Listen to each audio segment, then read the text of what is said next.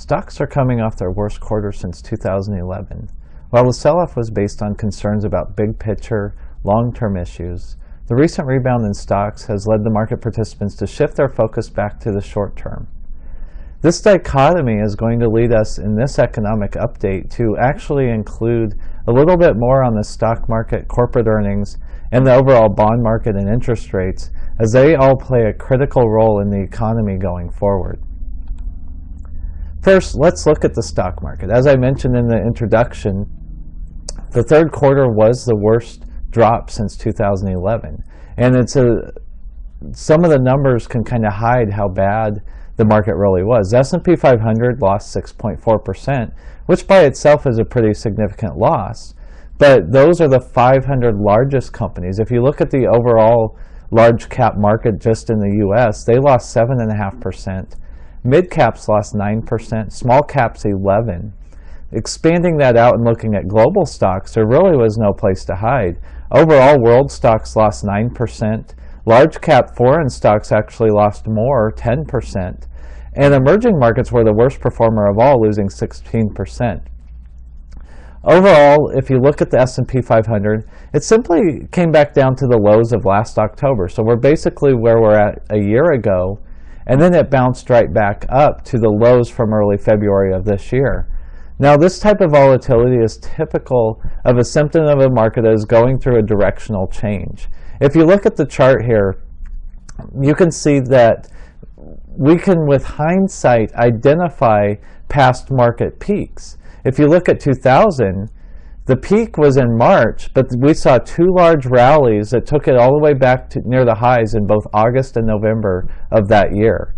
Going back to the last bear market, again, hindsight, we can see that the market peaked in October 2007, but we saw two strong rallies in the spring and early summer of 2008 that took the market almost all the way back to the highs.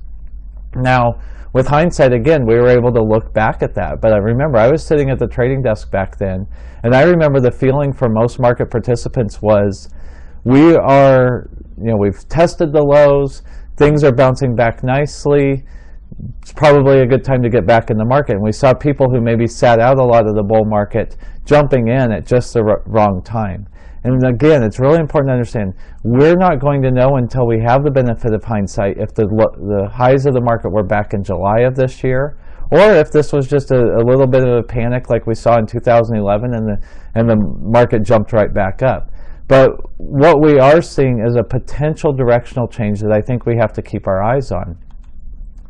Now, this brings into some of the things that we typically do not talk about when we do our economic updates, which is corporate earnings. And one reason we've been ignoring corporate earnings is the rally since 2012 has not been based on fundamentals.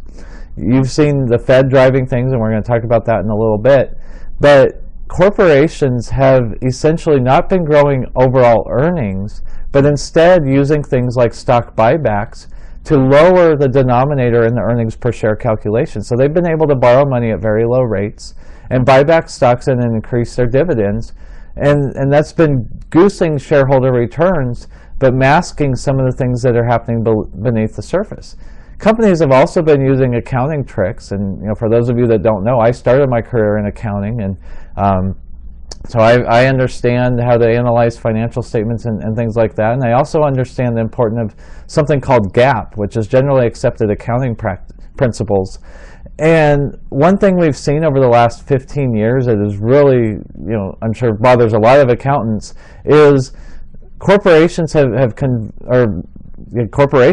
convinced Wall Street that they shouldn't look at GAAP earnings, but they should exclude things such as asset write-downs, restructuring costs, elimination of underperforming divisions, charges related to corporate pensions, on and on and on, all things that were actual costs, but companies have said, well, those are in the past. We need to look at what our operations are going forward. And so through that, we've seen a disconnect between what the official GAAP numbers are and what Wall Street is using, what they call the as-reported earnings, which do not follow generally accepted accounting principles. And so that's something that I think will come back to bite everybody, because losses are losses. Somebody has to pay for them. And if you're valuing a company on this constant, ignoring write-offs and things like that, it's hiding something that's happening beneath the surface. One thing we've also seen happening, and it's starting to play out, is corporations have not invested in new equipment or projects to increase future growth and productivity. Instead, they focused on share repurchases, cost cutting, and things like that to help boost their profit margins and, again, get the earnings per share numbers up. Well, now, as you can see from this chart, we're starting to see profit margins roll over. And here's one thing that really doesn't have much to do with the economic update, except that it's something that we see happen in every economic cycle, as this chart shows. Profit margins tend to peak just before a recession, and that's just how capitalism works. As companies have higher and higher profit margins, you start to see more competition come in. You also start to see workers demanding higher pay, more benefits, and things like that. So in a capitalistic society, profit margins always revert back to the mean. And that's something we see happen time and time again, where you see a growth in profit margins as the market, the economy improves. But then they start to peak, and that actually is one of the signs that we're looking at as far as a potential recession in the next 12, 18, 24 months.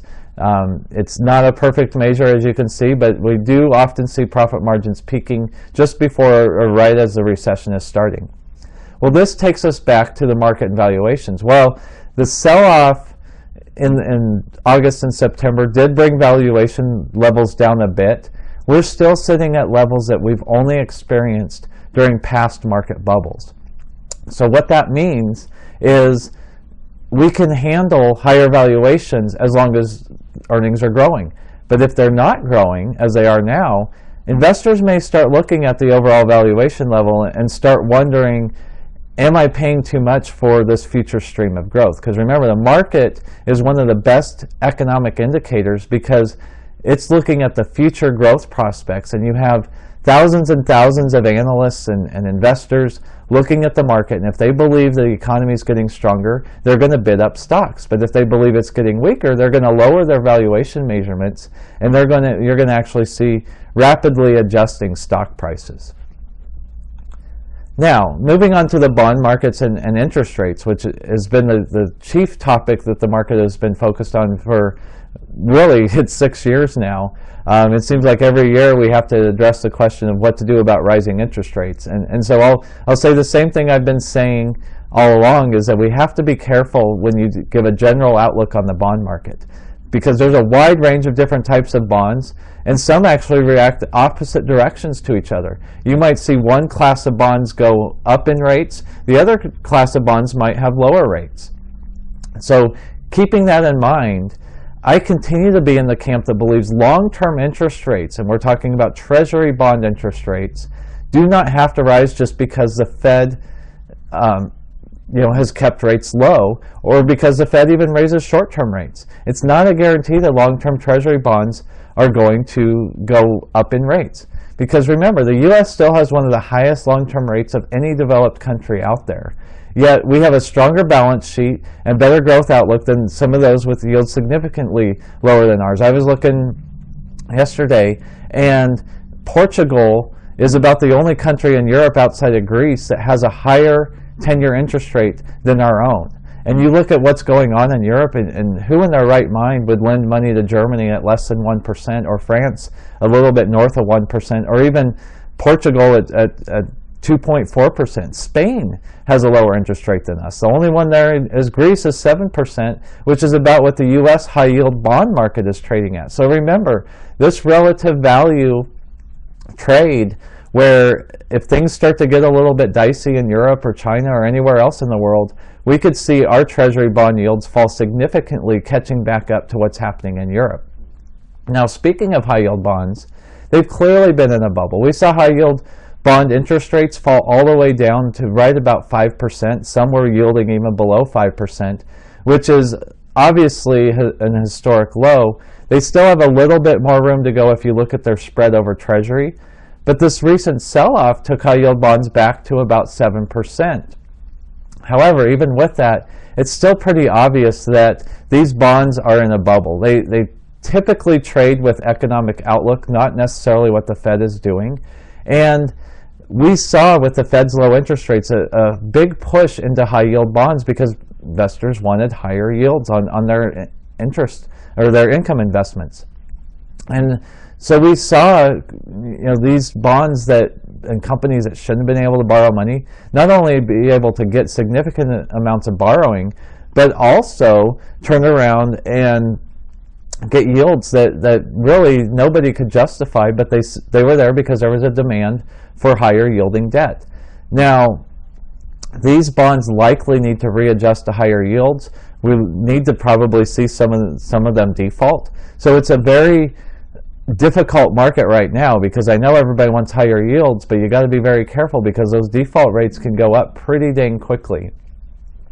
Now, to me, the most baffling market is the municipal bond market.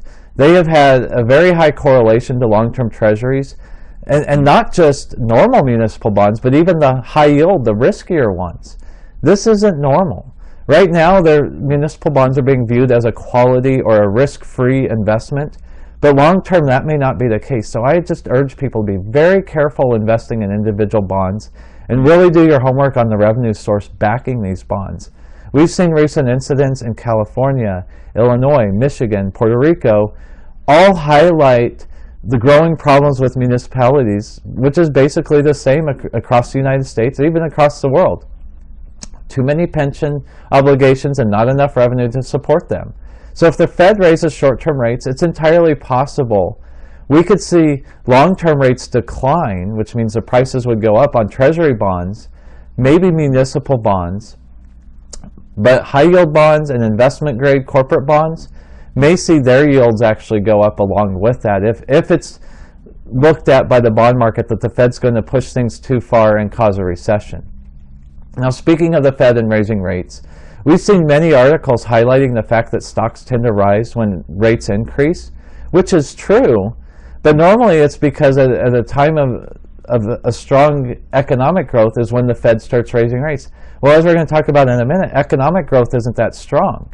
What we've typically seen happening during a Fed rate increase is with that economic growth, we're seeing earnings growth go up, but we've seen PE ratios go down. Now, we already talked about both earnings slowing down as it is and PE ratios being at levels we've only seen during past market bubbles. So if you look at the double whammy of if we see earnings growth slowing, the Fed raising rates, and PE ratios falling, we could be in a situation where stocks get hammered, which then means treasury bonds would be that flight to quality trade, which would explain, we'd see yields going down and prices going up in treasury bonds. So again, remember, just because the Fed raises short-term interest rates does not mean all bonds are going to see their rates go up.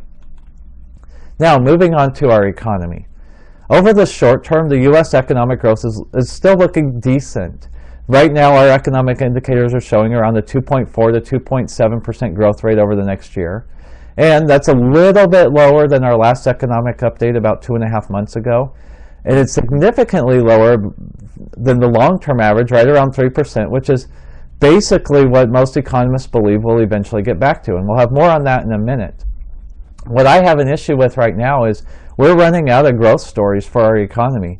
If you go back and follow the recession all the way through, first we had manufacturing leading the way up out of our recession. Then we saw housing follow that shortly thereafter. This led to an uptick in consumer sentiment and consumer spending. And then recently we've had labor growth be the strongest of them all. But at the same time, we've started to lose manufacturing. We've seen housing slow down. We've seen consumer spending slow down. And consumer sentiment has kind of been dropping along with the market. So if the Fed raises rates too soon, we could see the momentum that we've had in the employment market really lose steam. So over the short term, we're going to be watching things like weekly jobless claims, the average work week, housing starts, building permits, and the overall payroll growth.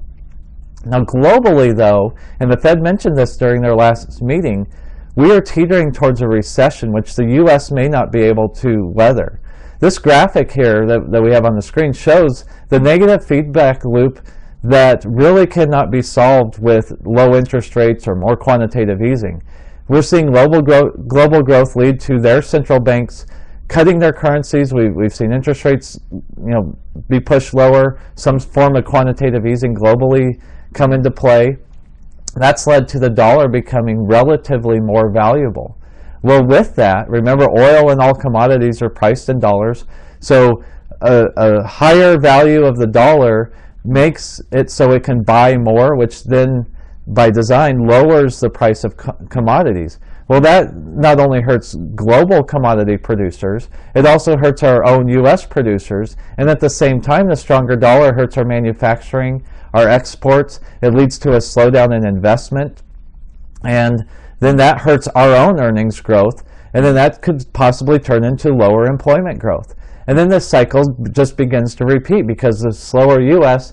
leads to a slower global economy, lower global currencies, higher U.S. dollars. It's very, very tough over the short term to prevent this negative feedback loop from really hurting the global outlook. And again, I don't see much that Fed policies can do one way or the other to help this.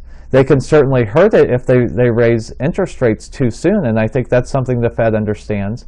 But the market celebrating these rate increases is something that, or the lack of rate increases, is something I think we need to watch for going forward. Now, looking at the long term, which is really the issue all investors should be looking at, is what is the estimated long-term growth rate? Stocks and most pundits are still assuming we return to the normal 3% long-term growth rate. Now remember, the long-term value of the market comes down to how much can your economy grow. And when we're looking at it, we see analysts still expecting a real growth rate around 3.2% for the long term for our economy. But if you look at the way our economy can grow over the long term, it comes down to two things. It's how productive our workforce is and how big our workforce is. Now, we've seen productivity growth be relatively flat. And so many people thought technological progress would lead to this big growth in productivity.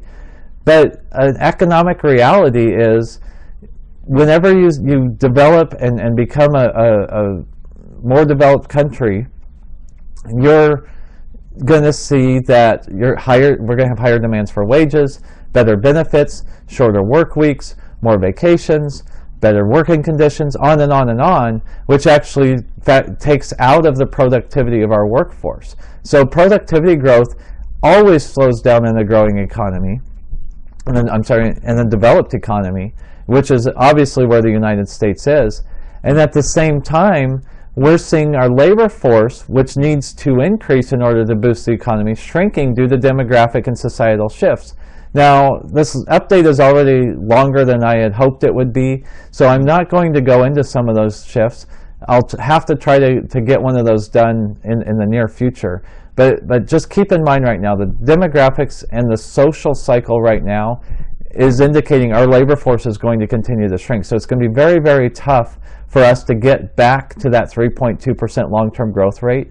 A new normal right now might be 2 to 2.5% until we see some of those major structural reforms.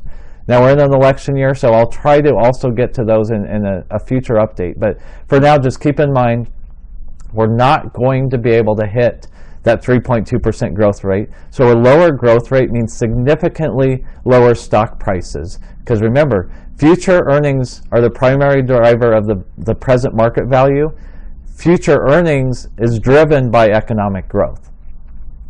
Now, shifting to the stock market, we have not seen that over the last 6 years, so people forget about that long-term relationship of economic growth turns into earnings growth, which then is the driver of stock valuations.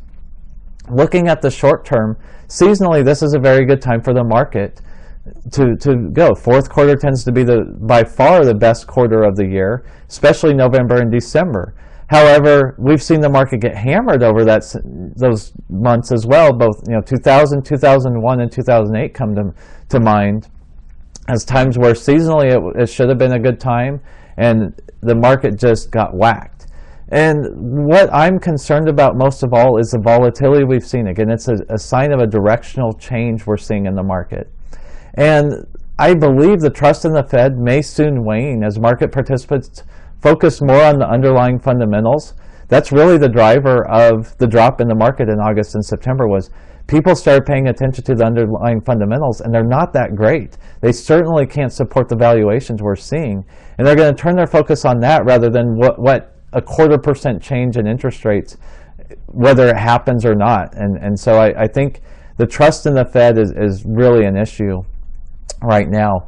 Emerging markets and their currencies will likely be a cause of another crisis, and I don't think very many people are prepared for that. Then you look at the other things that could cause more volatility and more losses. Any sort of crisis in the Middle East, that maybe comes to a military conflict with Russia and Iran against the U.S. and U.S.-supported allies, something with China and what's going on in the South China Sea right now, energy producers' defaults here in the U.S., municipalities. We don't know where the crisis is going to come, but we do know that we're 6 years into this, and the market has been unable to stand on its own. If you look at this chart, and I've put in blue the times we've been without some sort of a Fed quantitative easing program, and you can see it's led to volatility and it's led to stock market losses. For 6 years now, we've not been able to stand on our own. And here we are, worried once again that 6 years into an economic recovery, the Fed might actually raise interest rates and the market is panicking. What you have to keep in mind is we have a lot of things coming into play. You look at, if we just return to a normal valuation level with the market, get back to average valuations, we're talking a 35 to 40% drop in the market. If you factor in that we go back to an average earnings growth rate, which we are rapidly heading towards if you look at the last few quarters of earnings, talking a 30 to 40% drop in the market. If you look at what happens to the market during a recession, on average it loses 35% just before and during the recession. And then you just look at simple statistics. If you look at the standard deviation of the market and a 95% probability, it tells us that we should expect at any one time a 40% loss in the market. I don't think any investor is ready for that. Yet, market history, our economic outlook, valuation history, just normal economic policies all say we could be looking at a 35 to 40% drop in the market at any time. Maybe it started in July, maybe it won't start till next July or October or who knows, but it can happen. And that's something that people forget. We're not going to have the benefit of hindsight to identify the top. Strategic equity is here to help with that. And we might be able to just give a second look to your investment allocations, help you come up with a budget, whatever it is. We can help look at that. We can look at your current portfolio and what sectors it's exposed to and what risks you might be taking. Or if you're sitting there saying, I have no idea what to do going forward, I do feel like I need higher returns, but I can't afford a lot of risk, we would love to help you with that. Now, we've covered a whole lot of information today. This is our quarterly economic update, so I wanted to keep it more on the big picture things. But I know there's going to be a lot of events happening. There's events happening, probably between the time I recorded this and when it actually gets published to our website. So you can check out our website, stratequity.com. If you're an individual investor, there's a button up there at the top. You click it, you register once, you hear from us once, and it's basically to make sure you're not a robot. If you want to contact us, there's contact information on the website. We will not contact you more than that initial email to just confirm that you are a real person and not a robot. From there, you can get to our traders blog. There will be a box down there. I write a daily update there that we're talking about what's moving the market currently, what the news of the day was, what matters, what doesn't, things like that. You can get daily updates on that, free of charge. It's just a general service that we'd like to provide to our investors.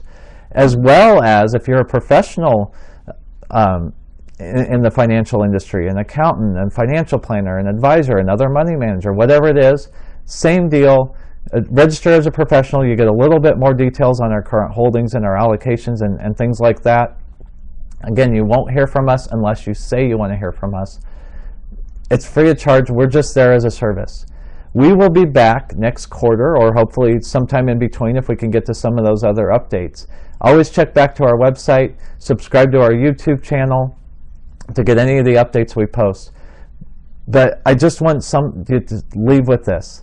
Markets go up and markets go down. What's critical is how you position your portfolio to make sure it matches your risk tolerance and your objectives. In order to do that, you need to know the big picture. We'd love to help you out. If so, contact us. If not, if you're just here for the information, I'd love for you to check us out again next quarter.